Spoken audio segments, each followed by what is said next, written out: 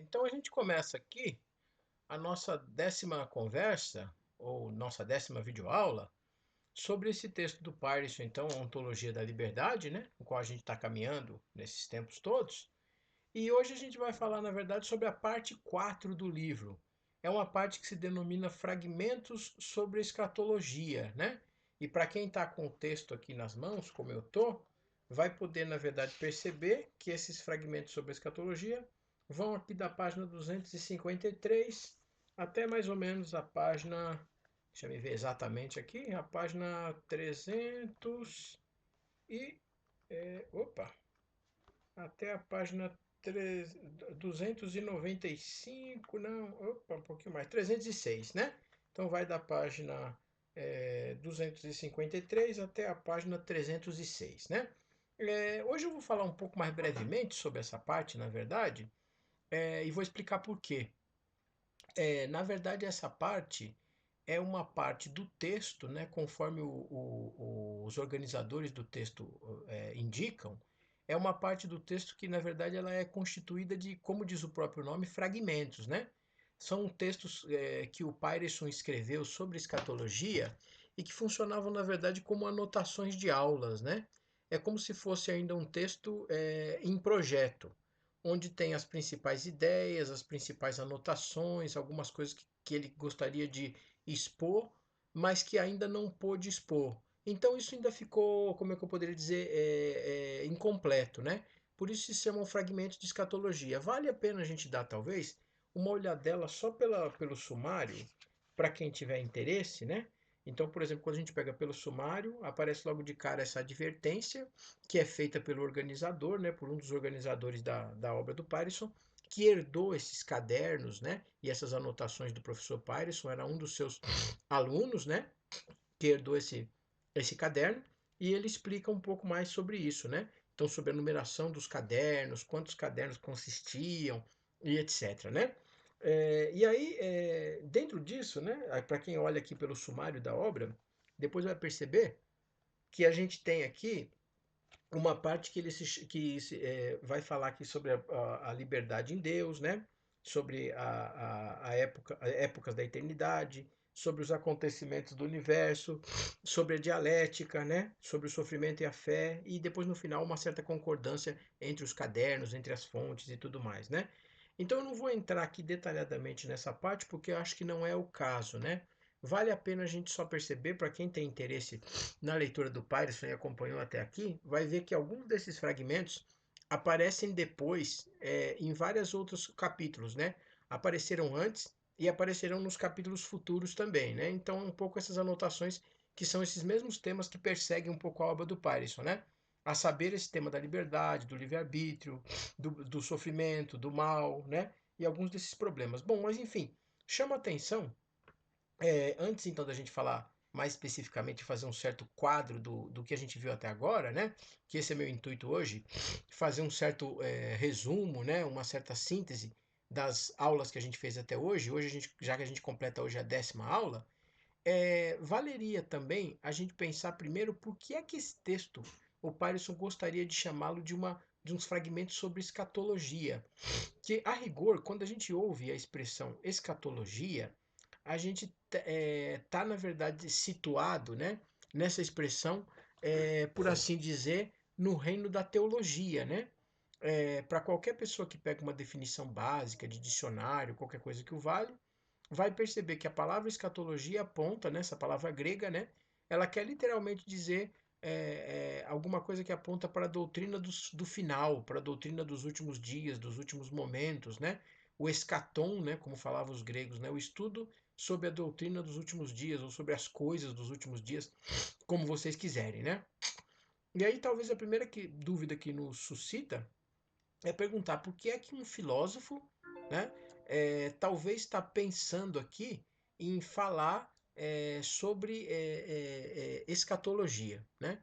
Então, por que que o Pareson, como filósofo, mesmo como um filósofo de posição cristã, assumidamente cristã, por que que ele fala aqui de escatologia? Até que grau isso entraria na, numa reflexão, por assim dizer, filosófica, né? Mas vale a gente pensar a seguinte coisa, antes de mais nada, né?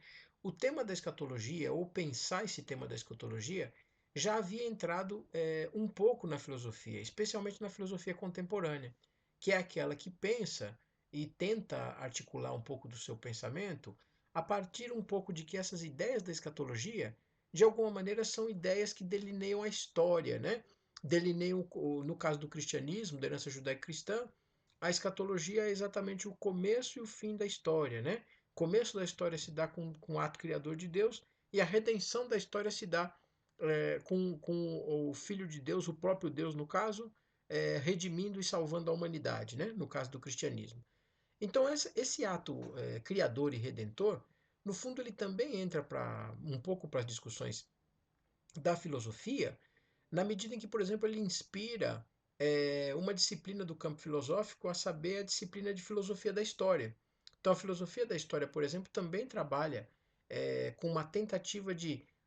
Que na verdade a grande pergunta norteadora que fica por trás de uma discussão sobre filosofia da história é se haveria na história um sentido e se esse sentido seria dado. Então, no caso de religiões como o cristianismo, o judaísmo, islamismo, para falar das monoteístas, mas talvez alguma outra perspectiva religiosa também se encaixasse aqui, se essas religiões, na verdade, nessa escatologia que elas propõem, o que parece que está em jogo é uma ideia de sentido.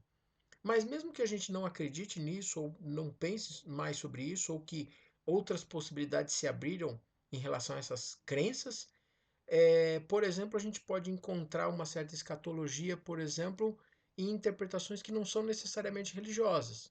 Por exemplo, uma interpretação como a interpretação marxista da história, que pensa na história com um certo sentido, que o sentido da história estava presente, por exemplo, é, na luta de classes, na exploração dos mais fortes dos mais fracos pelos mais fortes, e que nisso havia um certo sentido, e portanto era preciso perceber uma marcha da história, uma consciência da história, uma liberdade que se fazia na história, né? E aí o marxismo, é claro, pegando isso de uma certa herança hegeliana, aqui também há um certo sentido da história.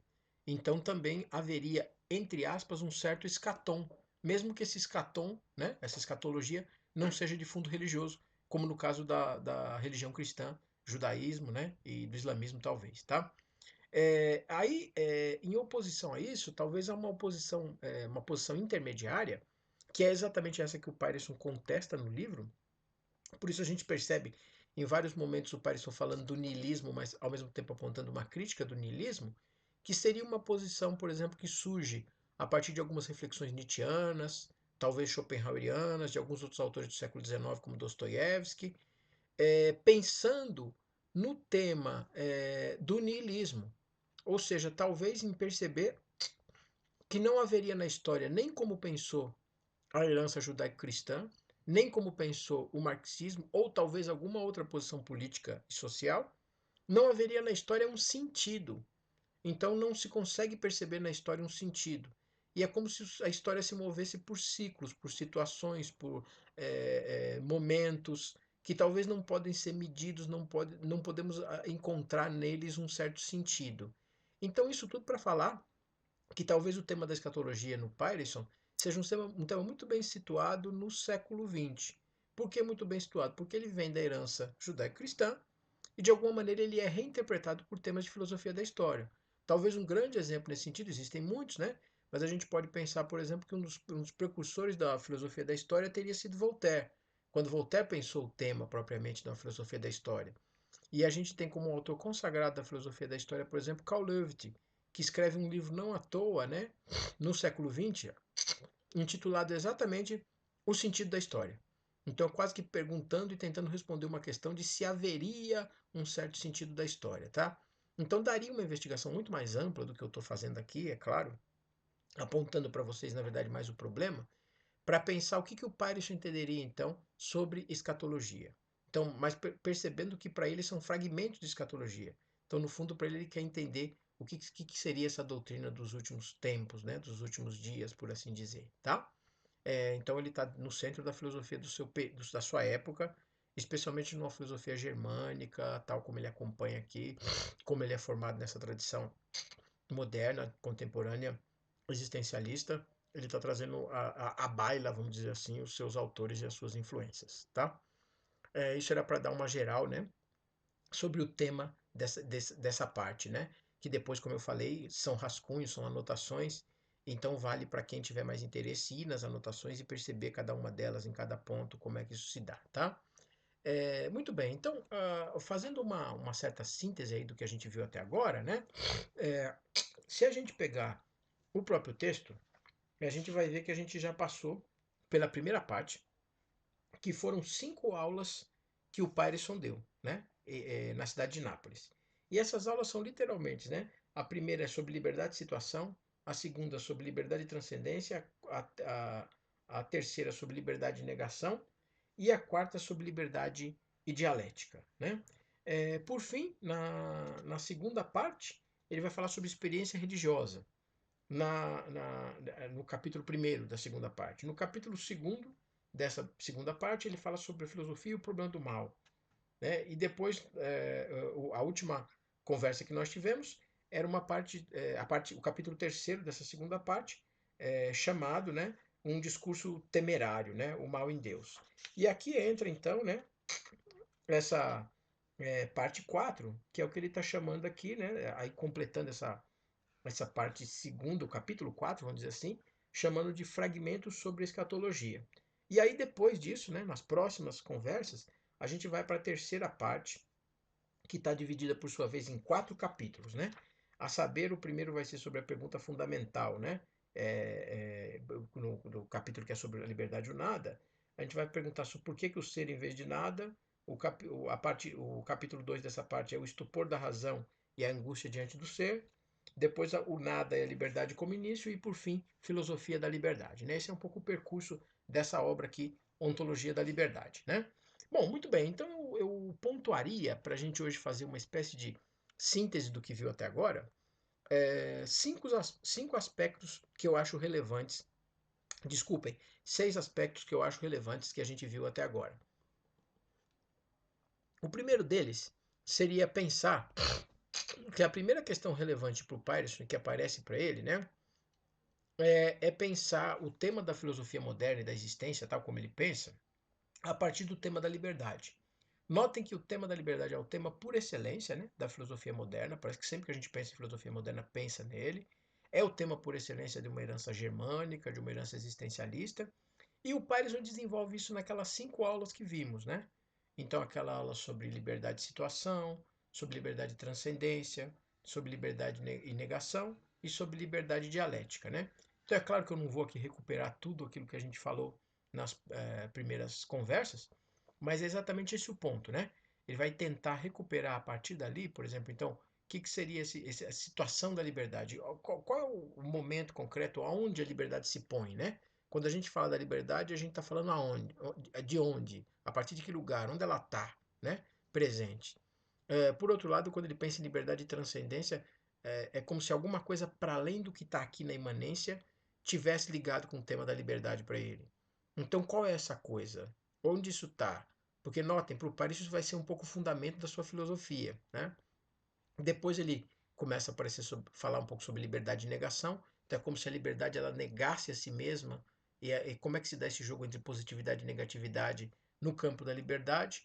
E por fim, o último é exatamente tentando superar então a negação. É exatamente o que ele chama de liberdade dialética. Só que ele está tentando construir uma dialética que seja diferente das dialéticas que foram apresentadas pelos filósofos modernos, contemporâneos, né? Até, por exemplo, por Hegel. É isso que ele vai apontar no texto, como a gente andou vendo, né? Muito bem, essa é uma primeira questão que eu acho relevante. A segunda questão que eu acho relevante pensar, né, nesse nosso, vamos dizer, nessa nosso panorama aí de hoje, é pensar a importância que o Pairison dá para a hermenêutica, né? O Pairison e pode ser visto como um grande filósofo hermenêutico do século XX, né, junto com vários outros autores importantes. Por quê? Porque ao pensar os problemas que interessam a ele, por exemplo, esse problema da ontologia, né, da liberdade, ele tem que tentar articular um novo tipo de interpretação. Por isso ele é um grande hermeneuta do período.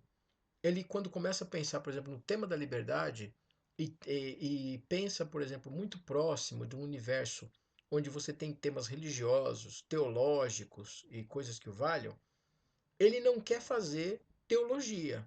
E ele não quer entrar por um viés, né? Embora ele não tenha nenhum tipo de problema com a teologia ou com a religião, mas ele tenta falar a partir de um lugar que pode ser considerado o lugar da filosofia. Só que para falar a partir desse lugar, é como se não houvesse mais palavra para ser dita a partir desse lugar. Porque as palavras foram gastas, né? Foram já usadas e elas já estão desgastadas. Então a gente não consegue mais falar sobre o tema da liberdade, porque ou a gente fala de maneira dogmática tradicional, ou a gente fala de maneira filosófica também tradicional, com um certo tipo de raciocínio dogmático por trás também, e parece que o Patterson está querendo ir além disso. Lembrem que a gente comentou isso numa das conversas, que o Patterson tentava fazer uma certa nova hermenêutica do mito. Então tentar encontrar no mito um significado, tentar encontrar no mito uma profundidade que talvez a gente não conseguiu ainda perceber ou entender. E a partir daí é, portanto, um autor importante para a hermenêutica. Ele pensa o tema hermeneuticamente. Então há no Patterson uma certa hermenêutica, uma dada hermenêutica. Isso ele quer explorar de verdade, né? Com bastante ênfase e força. Tá? Então eu ressaltaria a segunda questão. O Patterson como um autor hermeneuta. Para quem quiser estudar isso no futuro, pode ser um tema importante para pensar. Né? A terceira questão que eu ressaltaria é, aparece o tema do livre-arbítrio, né? Ou seja, o problema do bem e do mal. Se a gente nota, o problema do bem e do mal está no próprio subtítulo da obra. A obra é a ontologia da liberdade, né? E o subtítulo, como a gente lembra, é o mal e o sofrimento. Então, o problema do mal e do sofrimento, do bem e do mal, estão presentes aí o tempo todo, né? Notem que a questão do livre-arbítrio, é claro, é uma questão central na história da filosofia. Desde os antigos, passando pelos medievais, talvez com autores, com temas consagrados, né? Sempre uma questão muito relevante, que toca muitos aspectos e que talvez nos coloque o problema para a filosofia, como que a filosofia responde, para a religião, como que a religião responde a isso. E o Patterson, talvez nessa nova hermenêutica, ele vai tentar encontrar respostas na religião, porque em geral, especialmente se a gente pensa no contexto onde o Patterson estava pós-século XX, parece que as respostas da religião elas foram recusadas, mas elas geraram um novo tipo de, talvez, entre aspas, dogmatização com essa recusa. Elas são recusadas, mas aos olhos do Patterson, por isso ele propõe uma nova hermenêutica, elas talvez não foram pensadas como deveriam, ou não foram pensadas um pouco mais adiante. E por isso a resposta que a gente dá também é tão dogmática quanto uma resposta da religião. É quase como se a religião fosse extremamente dogmática, mas a filosofia, ao responder a ela, também tivesse sido dogmática. E não tivesse, talvez, tentado encontrar o que tinha por trás da letra, que é um pouco essa proposta hermenêutica do Patterson, né? Por isso que a gente vai perceber, por exemplo, que ele tenta, né, ir para além disso. E esse é o problema com o qual ele se depara. Ele quer tratar do problema do bem e do mal, acha que isso tem uma resposta na religião, que essa resposta pode ser interessante para a filosofia, mas veja, ele não quer copiar a religião, não quer fazer a filosofia virar religião. Por outro lado, ele acha que talvez a resposta que os filósofos contemporâneos deram a essa questão não dá conta, não consegue explicar o problema, né, não consegue explorar um pouco mais o problema do bem e do mal. Né?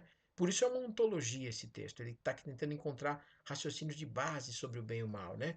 Tentar perceber o que a gente andou falando um pouco nessas aulas era isso, né? Que está por trás disso uma exploração disso. Tá? Esse é o terceiro problema, né? O terceiro aspecto. O quarto aspecto que merece um cuidado também é quando ele tratou naquela parte longa, sobre a experiência religiosa e a filosofia. A experiência religiosa sempre nos induz a pensar que a gente está falando no âmbito estritamente do subjetivo. E a filosofia sempre nos induz a pensar que a gente está falando no âmbito estritamente do objetivo. Então é quase como se entre essas duas coisas não pudesse haver nenhum tipo de diálogo. Ora, a experiência religiosa é privada, é pessoal, é única. Portanto, ela traz um significado para um indivíduo, que não pode ser compartilhado por todos. E a filosofia, talvez ela sempre tem como o seu universo o que é universal, o que é comum a todos, o que pode ser averiguado em todos os tempos, como a gente costuma ver nas definições mais canônicas, né? Muito bem, ele tenta pensar para além dessas duas coisas.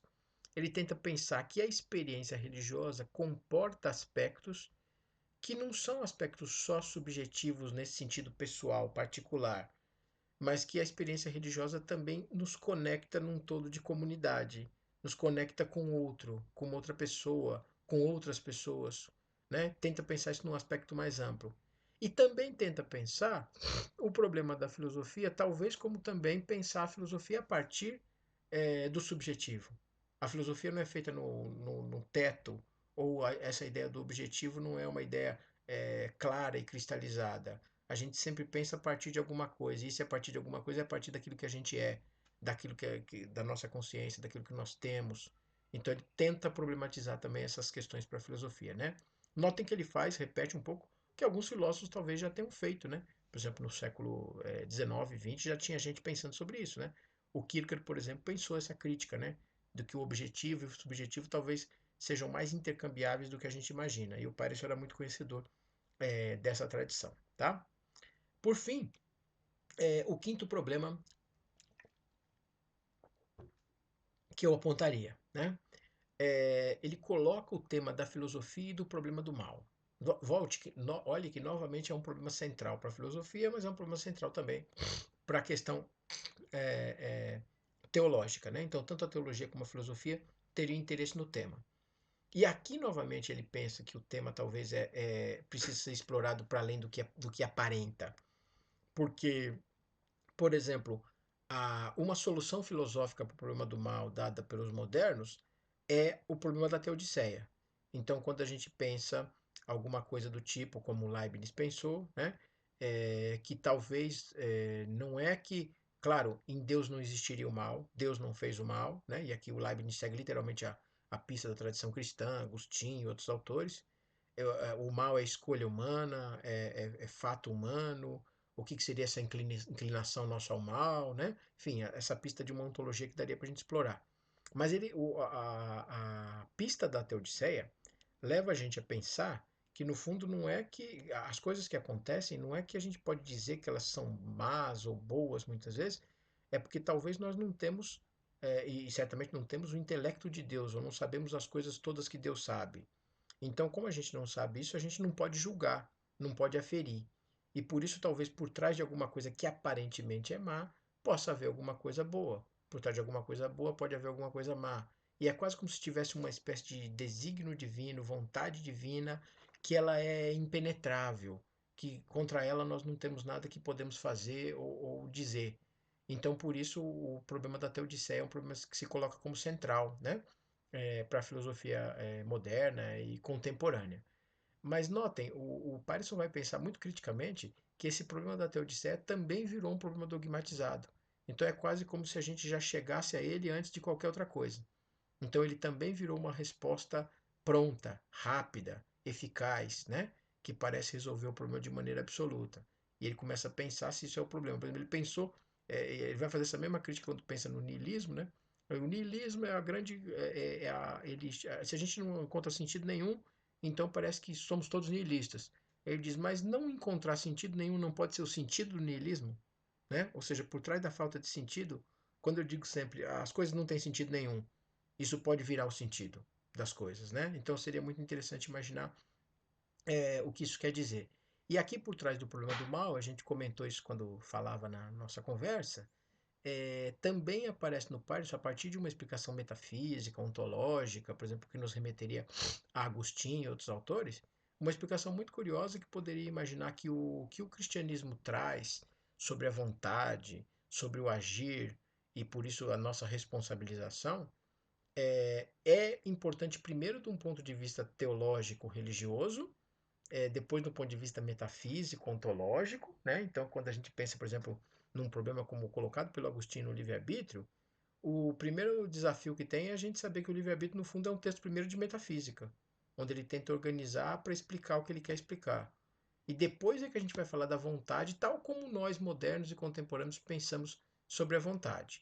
Mas muito bem, talvez a consequência é que a partir do Agostinho e a partir de outras leituras, o problema do que a gente chama hoje de responsabilização, de consciência e responsabilização, e ela só foi colocada na história, ou talvez tenha sido colocada com mais ênfase, por uma perspectiva advinda do cristianismo.